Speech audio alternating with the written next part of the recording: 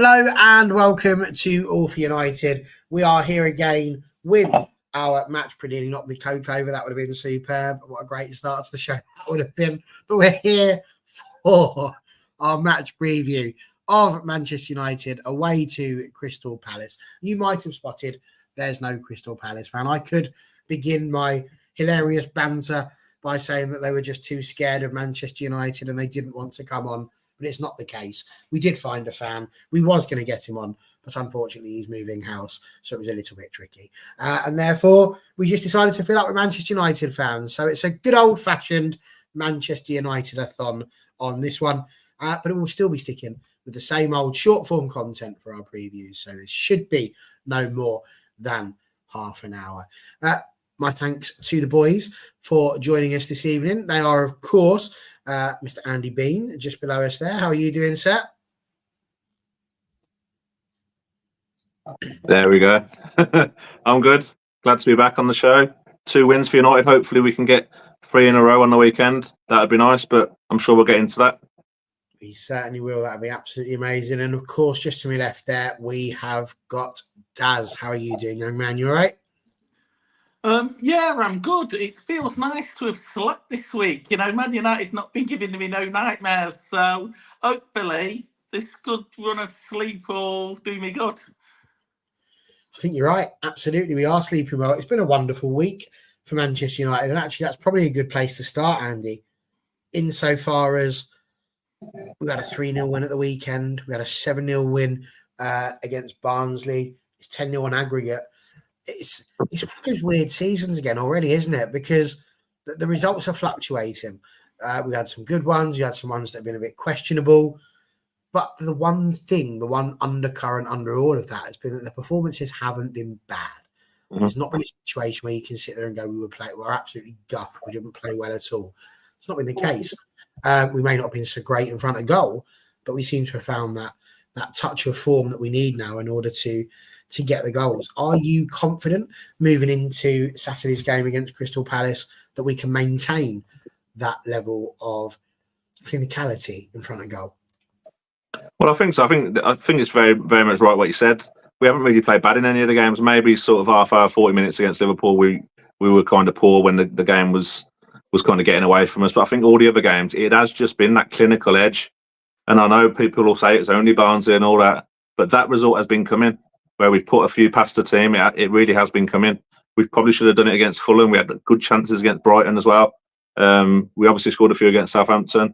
And I think Palace have started off quite iffy. So I think it's probably a good time to play Palace. They haven't won yet, which isn't great because, you know, they'll get their first win against United. You know how it always goes. But yeah, I'm confident. Rashford with confidence, I think, is massive for us. And I think if that's the biggest thing we can take from that Barnsley game, then I think we'll take it and we'll run with that. Because Rashford with confidence, I think we saw in that Barnsley game, he wants to run at people. He wants to be like the old Rashford that we all love. And if we can keep him on form, we can keep him doing that. That lad will score a lot of goals, and we will look 10 times better for it. But yeah, I'm quietly confident going into Saturday. Now, it's interesting, Daz, because Beanie's confident. He's saying, yeah, I'm looking forward to it, quietly confident. The stats don't lie, though. Last season, we didn't beat them. We lost 1-0 and 4-0. We didn't even get a goal past them. But like I just said, 10 goals, confidence is high. Players that weren't necessarily on the score sheet a couple of games ago are getting on there. Garnacho doing incredibly well, although he has been mostly on form. Rashford now scoring. Even Christian Eriksen getting on it. Even Anthony from the penalty spot. Are we in a situation now where you think we can that we can get that win against Crystal Palace at the weekend? It's 100% there for the taking. I think we've just said it ourselves in a nutshell. The performances haven't been that bad. Liverpool game aside, the rest of them have been good. It's literally just not been clinical enough. And sometimes to get that back, players just need to score goals. They just need to. I know it sounds really daft, to say that player just needs to go to start scoring again, because it just triggers something in here. And I think over the 10 goals that we've scored in the last 2 games, that's happened. And we've seen that Marcus Rashford's smiling again. Garnacho, doesn't matter whether he comes on as a sub or whether he's starting, he's getting involved in a goal some way or another. You see Bruno, saw him against Barnsley on the bench, watching everyone celebrating. He was ready to go. He wanted to come on and contribute, and he's going to have that mindset going into Crystal Palace. And I think with Crystal Palace not being as strong as they was last year, I do believe that it is there for the taking, given the form that we're finding ourselves in. And yeah, I mean, I daren't say that I'm confident, because every single game I've ever predicted for Manchester United, I've always been overly confident. I'm that one fan that if we're playing Man City next week and we've lost 3 games on the bounce, we're beating them. I'm that fan that always says that. And after the Liverpool game, I found myself in quite a pessimistic mood. So going into the Southampton game, I did a video and I said, I'm not confident. Southampton are going to get a result here. And obviously we won 3-0. And then I went into the Coventry game, again, still feeling quite pessimistic, thinking that they're going to park the bus and it's going to be a nightmare fixture for us. We're going to come away with a 1-0 win and we're going to get bantered all over. And we win 7-0. So maybe I should be pessimistic and we might win every game. So, but no, I think based on what I've seen this season, Liverpool game aside, there is no reason why Manchester United can't win this game. I mean, I think I agree, to be honest with you. There's no reason at all why we shouldn't win this game. But, Andy, we spoke at length in our last show about the changes that were made. I say our last show, it was only yesterday. But we did this show speaking about the 8 changes that Ten Hag made. It's not something we're used to, seeing Ten Hag bring the changes. He usually makes maybe 1, 2, possibly 3. But he likes a nice, consistent, steady sort of side. Didn't do that this time, and it absolutely paid dividends because it's his biggest win as Manchester United manager. But how do you see him lining up for this game against Crystal Palace? We saw a formation change, we saw a different way of playing. It's hard not to argue that the goals were scored and we've not looked potent in those last games. We've played well, but we've not been potent up top. We've created chances, we haven't finished them very well. We know that Mason Mount is back in group training along with Rasmus Højlund. Probably a bit too early for them to be back and starting, but potentially on the bench. So we could see maybe 15, 20 minutes if, of course, we're not substituting the entire defence first and then just throwing 1 or 2 players onto the pitch. But how would you see the lineup looking? I mean, we don't think Luke Shaw's going to be back, so obviously you would imagine Dalot and Mazraoui would continue doing the jobs that they've done. But do you see any changes, any shocks? Eriksen, will he stay in for you, or Casemiro return? Where do you see Ten Hag going in terms of setting out the team, and what do you think would be the best way to do that? I think he'll probably revert back to the norm. Like you say, Dalot and Mazraoui. I think it'll be De Ligt and Martinez. I thought there was little sort of blossomings of a very good partnership with them against Southampton. Thought there was some good signs there. The one for me will be Ugarte, if he does put him straight in, if he starts him for his Premier League sort of first start, or whether he'll persist with Casemiro. I'm not sure he will. I think he probably will go with Ugarte in there, and I think Bruno will come back in. I think what was good about the Barnsley game, he's give people rest instead of just using the same sort of 11, 12, 13, 14 players. He's using the squad better. I saw some people weren't overly happy with how Collier was used. I think you may have touched on that in the show.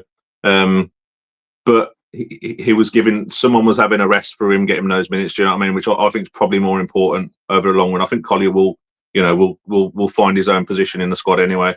But yeah, I think the fact that players have had rests, I think Ahmad will probably come in again on the right. I think he'll probably bench Garnacho again, because I think he's been very good actually coming off the bench. I think you've said it in previous shows that he seems a bit more impactful coming off the bench, which it seems to be at the minute. I think Rashford, you've got to play him. And yeah, big Xerxes up front. I'd like to see Højlund back though. I think we need him because the games are going to start coming thick and fast now. So I'd like to see him come back, get up to speed again. But yeah, I think it'll be very easy selection to pick. The only thing will be Ugarte if he comes in, but I think he probably will. Interesting. Where would you go with that one, Daz? Are you feeling very similar? Would you start Ugarte? Did he do enough for you? I'm not sure, because I think every time I look at Ten Hag, I see a manager, and this is not a criticism. I think it might be the fact that maybe he doesn't know what his starting 11 is. Maybe it hasn't developed into, maybe he needs a few more players, to be that starting 11 that he wants. But I don't think he knows what his starting 11 is. But I think that every so often you'll see a good result, even last season, and then he feels pressured into playing that player again because they've had a blinder that game before, not realising that it might have just been an odd game. I think he'll go back to his normal back four, well, as normal as we're seeing it, with Mazraoui, Dillo, we'll get it right, Billet and Martinez at the back. I think he'll bring Onana back in. I've got a feeling that he's going to go with Casemiro and Ugarte again. I don't know, I've just got a feeling he's going to put them both in again. And I think that would be quite, I think, because Mainu does need another break. And again, I'm more than happy to see Kobe Mainu come back into that squad. He's the one player I would never protest. But having a couple of games breaks not going to do him any harm. What will it have been? It'll have been a full week off. So it's not going to do him, the harm at all, especially when Casemiro and Ugarte did have a really good game together. Obviously, I expect Bruno to come back into the team as the attacking midfielder. I would really like him to find a space. At the minute, we're having that conversation of Marcus Rashford or Garnacho, and obviously if it is going to be one or the other, I do believe Garnacho, based on what we've seen, is better coming off the bench. He's the one player that can seem to make a difference at 60 minutes in the game. I don't think Marcus Rashford can do that. But I'd like him to find a space for both of them, because I think Marcus Rashford, I know centre forward's not his given position. I do think he's looked better than Højlund there. I do think he's looked better than Xerxes there. And I'd like Ahmad to go on the right, because I really do like Diallo. Really, really do like him. And I think as a front three, I like the fact that we can do multiple things with different players. You can put Garnacho left or right. You can put Marcus Rashford anywhere. But I'd like him to try and find a long-term solution to playing Marcus Rashford and Garnacho together, not one or the other. Because if you play one or the other, ultimately a point's going to happen where you've got to pick between them, because neither one of them are going to sit on the bench every week. And with the way Garnacho is going, he's not going to sit on the bench. Marcus Rashford is not seen to be going anywhere. We could find ourselves in an unfortunate position to see someone like Garnacho go to Barcelona just to have that first team football. And I'd hate for that to happen. So I think from a long-term solution, he needs to put them together. He's got to, for me, especially with Xerxes and Højlund not being the finished article yet. There you go, Man's saying can't we play all three? Good. You have to wait and see. Beanie, I suppose we've got to take a look at Crystal Palace, as it's a Palace preview. It'd be a bit wrong of us to not really mention them as a team at all. It's been sort of mixed fortunes for them. They're 4 games, 2 draws, 2 losses. They've not had the greatest of starts. They're sat sort of just outside the relegation zone. It's a bit too early to be talking about relegation for them, but it's certainly not looking great. They did incredibly well to rescue the point against Leicester at the weekend with a late goal to get the draw 2-2, and they did manage to beat QPR in the Carabao Cup, which is, of course, going to give them a little bit of momentum. Eddie Nketiah scoring his first goal for the club in that game. Trevor Chalobah has not yet made his debut due to injury. And obviously there'll be no Riyad, no Holding, no Franca for sure. Is there anybody at Palace that really worries you? I mean, again, we talk about the fact that, it would be so Man United, wouldn't it? They've not won a game all season and they've not looked great. It'd be just the most Man United thing ever that, we get pumped 3-0 and all of a sudden TalkSport's got their content for the week, haven't they? But genuinely and seriously, this shouldn't be too much of a drama, this Palace side, as they're looking at the moment. But they've still got some good players. We're going to have to look out for them, aren't we? Who would you highlight as being the biggest dangers? I think the obvious one's Eze. I think he's a very good player. I don't think he'll be at Palace for a huge amount of time longer. I like Mateta up front as well. He looks like a big, strong boy. So I think our back line will have a hard day. I think last season with Palace, I think we just caught them at the wrong time. They were in an amazing run. They'd got their new manager in, and they were on a real crest of a wave, weren't they? It feels like this season. It feels like they've not reverted back to type, because that's a little bit derogatory for me. But it kind of just feels like people were expecting a bit too much of them before the start of the season. They've lost Elise, they've lost Anderson. Anderson, I think, is a massive loss for them going to Fulham. They're having to integrate a few new players in. Obviously, Chalobah, you mentioned. I think there was a lad from the German league as well that's come in. Nketiah up top. A couple of new lads in the middle. I think they're probably doing. They've signed a lot of players, so I think they probably are in the new manager bounces over. Yeah, I think they are kind of. I think people have kind of worked them out a little bit what Glasner's trying to do at Palace, and people are nullifying that a little bit easier than they were last season. And with them having Elise and Eze last season, they had so many threats. But yeah, I don't think there's too much there that should worry United. But as you say, it would be very United for Palace to turn it on, and it'd be 2 or 3-0 Palace. You know, you wouldn't count that out really.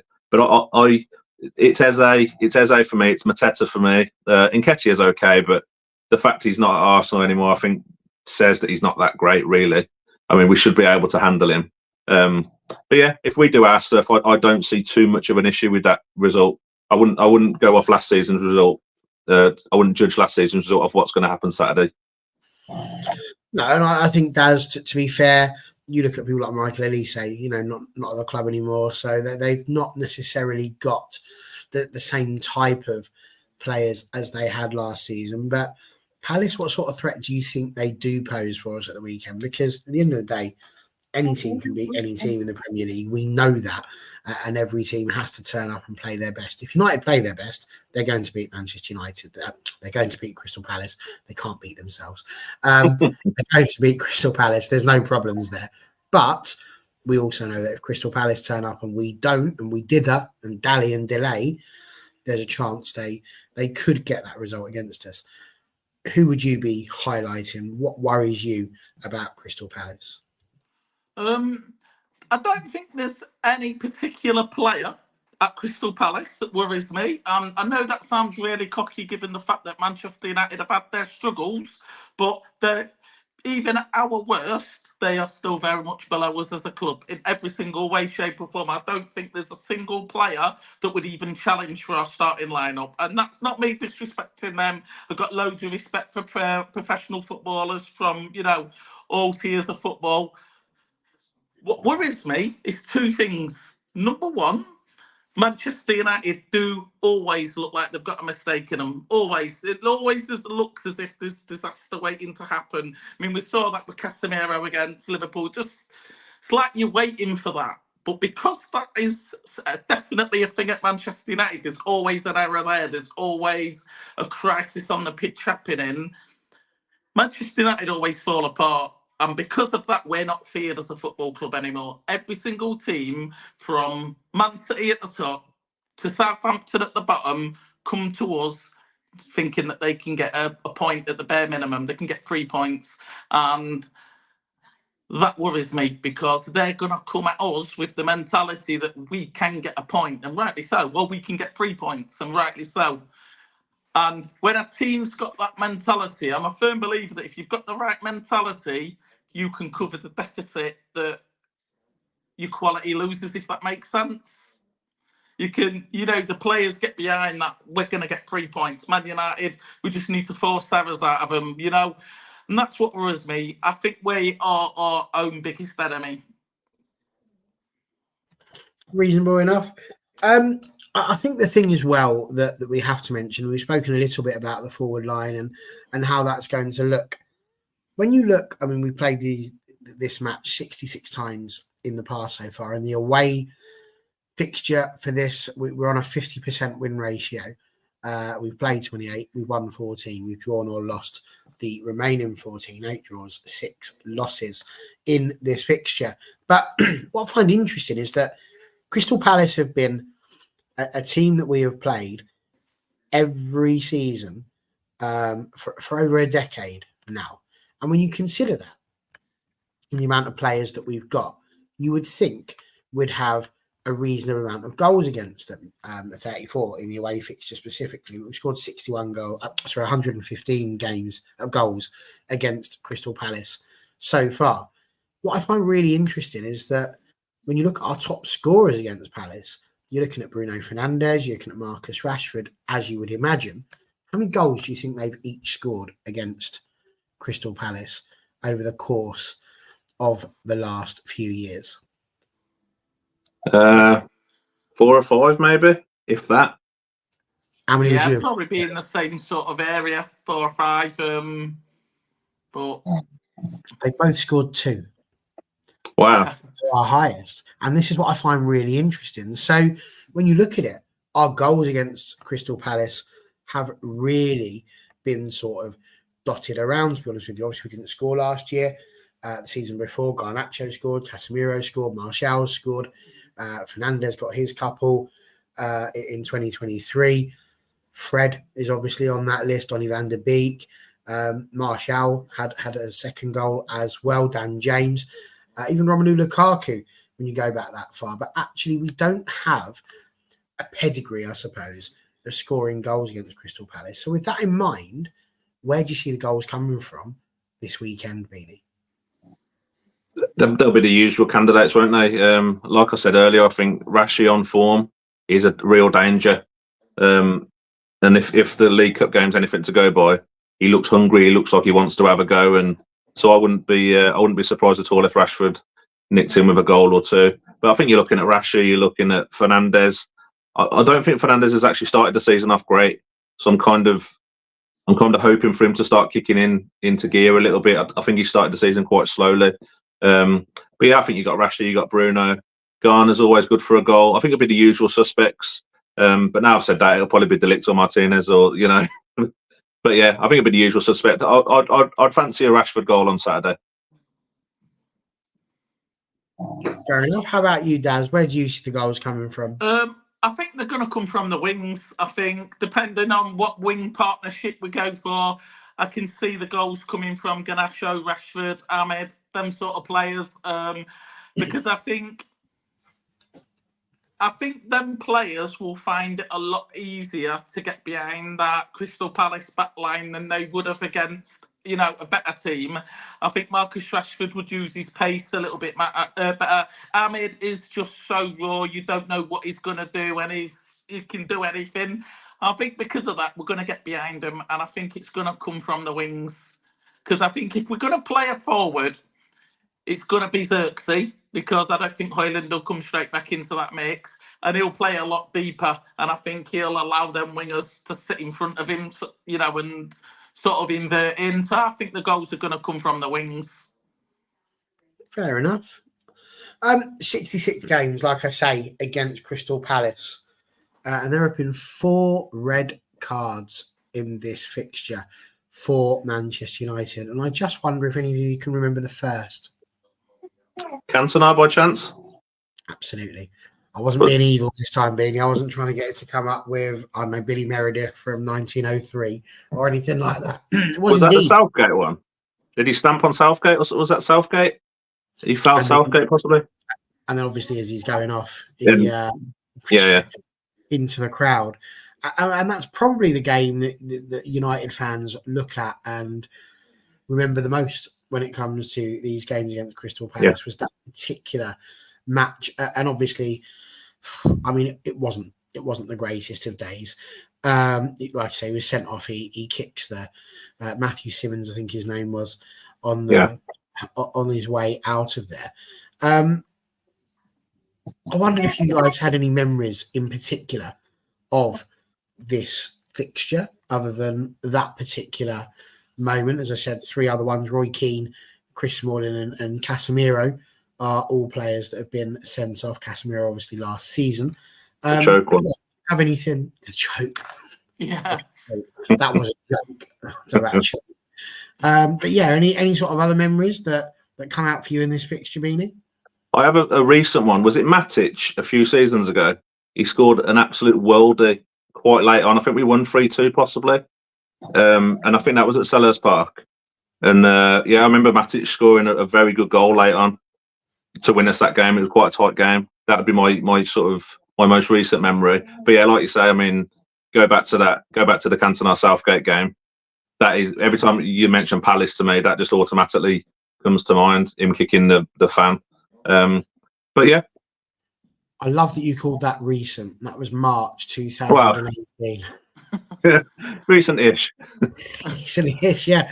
But we did win 3-2. Chris Smalling and Romelu Lukaku scoring when obviously Andros Townsend and Patrick Van Aanholt had given Palace a 2-0 lead. So yeah, that was quite a game. What about you, Daz? Any major memories for you? I wouldn't say a memory of the game as such, but it was more a moment in my brain last season when we saw their wingers, because it was I can't remember who the other winger was last year.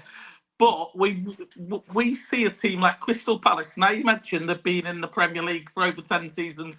They're that team that I think you always bet on to stay up, but they'll never finish in the top half. They sort of float between 10 and sort of 15. They're sort of in that bracket.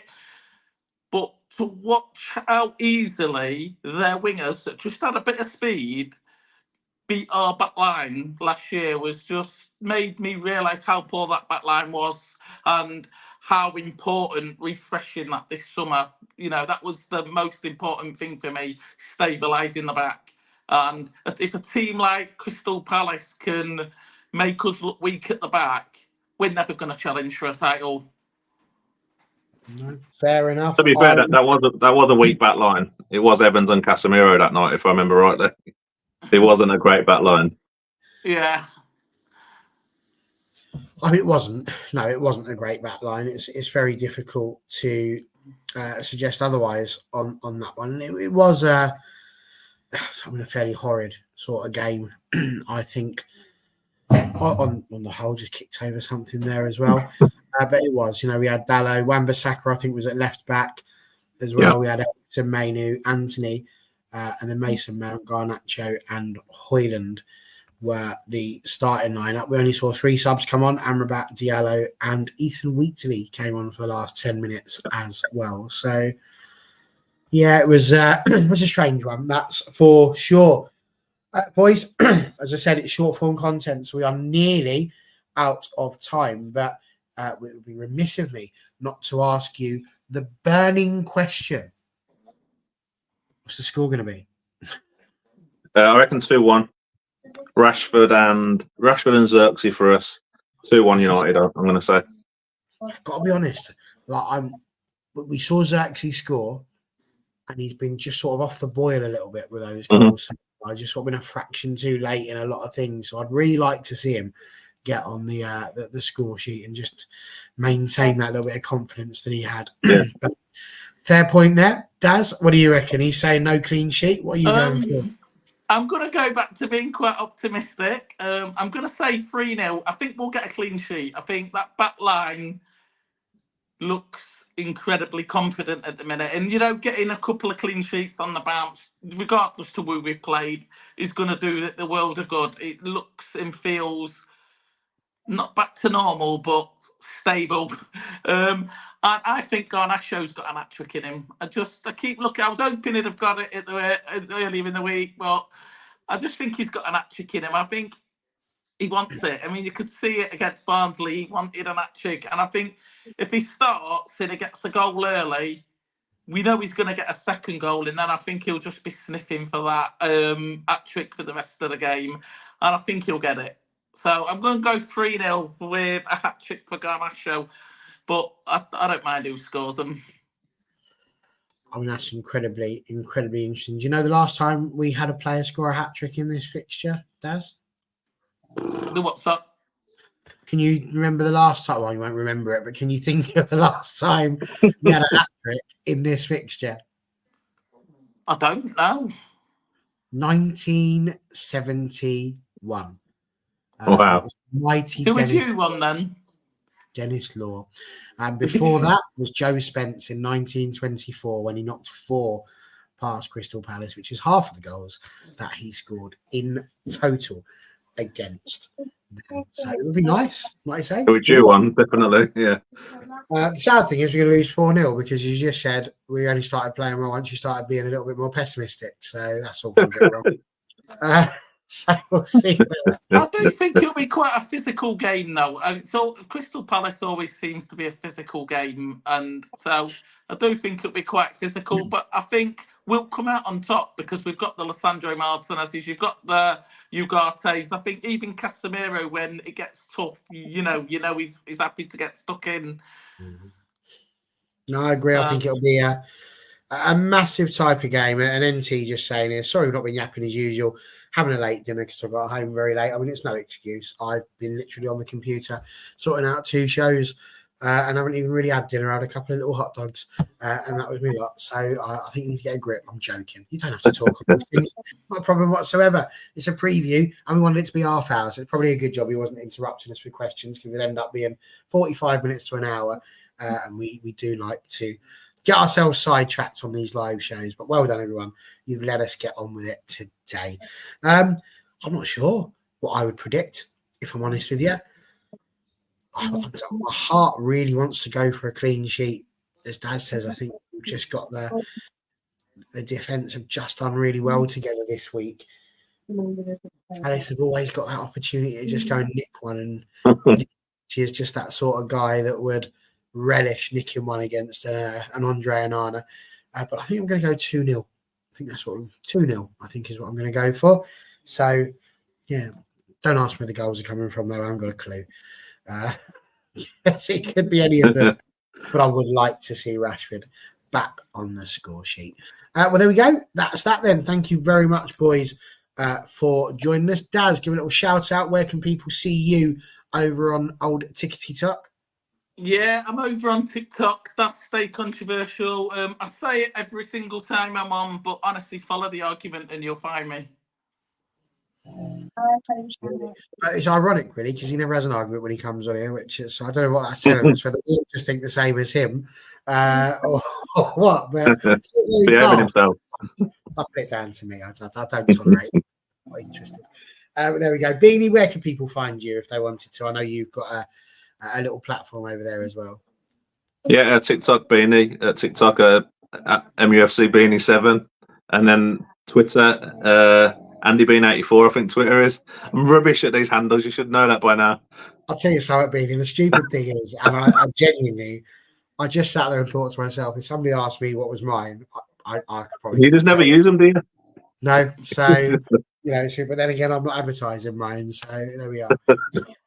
There we go.